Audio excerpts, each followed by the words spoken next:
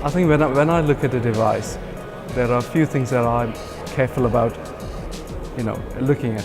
One is obviously the safety. Safety is paramount because I wouldn't do anything that I know is going to cause harm in a patient. I think the first thing you notice is how easy it is to take it across an aneurysm and deploy it. And visualization, that's the second bit of it. That is fantastic. The stent itself is, very well visualized. And for me, seeing the distal marker, proximal marker, is paramount. For me, that's a very important thing. I can see them, and the fact that you can see them separate, opened out in, a couple of dimensions, that's very helpful. One of the scenarios where I find it very useful is if I'm retreating an aneurysm which already has the flow diverter there, to place it, to telescope it inside, that's extremely useful because I can see where the current stent is going to be in relation to the old one. The other very significant improvement over the previous flow diverters I've used is the ease with which you can resheath and reposition the stent, which I found astonishingly easy compared to the previous ones.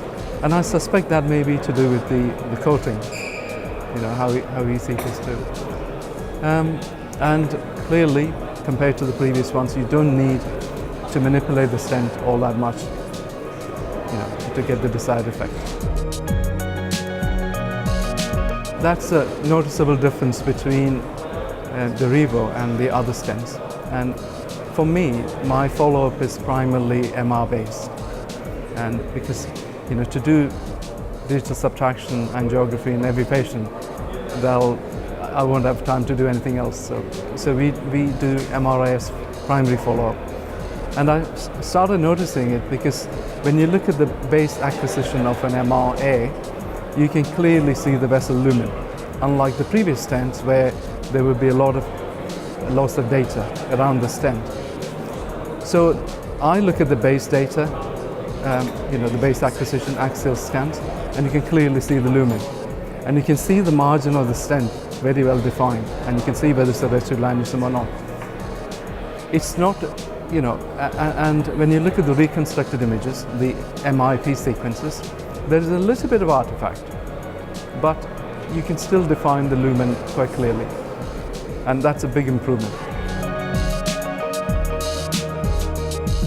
Compared to, the last 10 years of, close to 10 years of looking at flow diverters, this is by far the most user-friendly stent that I've come across.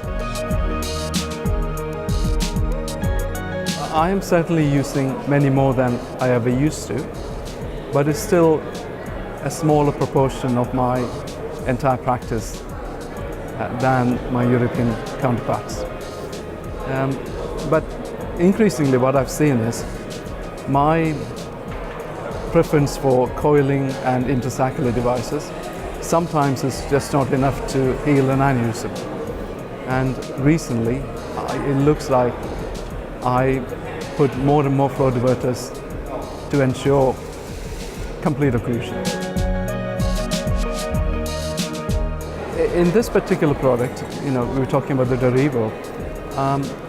What I've seen so far is that reliability of distal opening is rather spot on. I can't think of any instances where there has been a problem with the product opening up. What I've learned from my own practice is that when you place a device over very sharp, tight bends, I've learned that we should use a slightly longer device than usual. The only two criteria I have: you have to have sufficient length to anchor on either side of the aneurysm, especially if it's a wide-necked aneurysm. And being a coil user as well, we do get the stability from the coils at the aneurysm neck, which will stop it from falling into the aneurysm if it's a wide-necked one. My only real consideration is to avoid an endo leak in the inflow zone. That's the only thing I'm concerned about.